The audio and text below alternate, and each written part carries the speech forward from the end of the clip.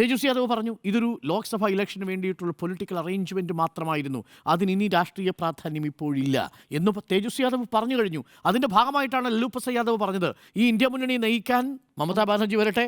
ശരത് പവാർ പറഞ്ഞു മമതാ ബാനർജി മികച്ച കഴിവുള്ള നേതൃയാണ് എന്ന് പറയുന്നു. അത് മമതാ ബാനർജി എൻജോയ് ചെയ്യുകയും ആസ്വദിക്കുകയും ചെയ്ത് നമ്മൾ കണ്ടു. അത് ശിവസേന പറയുന്നു. ഇനി മാത്രവുമല്ല, നോക്കൂ, ഇത് ഈ ലാലു പ്രസാദ് യാദവിൻ്റെ വീട്ടിലേക്ക് അടുത്തിടെ എനിക്കൊന്ന് കഴിഞ്ഞ ജനുവരി 18-ാം തീയതിയാണെന്ന് തോന്നുന്നു രാഹുൽ ഗാന്ധി ഒരു സന്ദർശനം നടത്തുന്നുണ്ട്.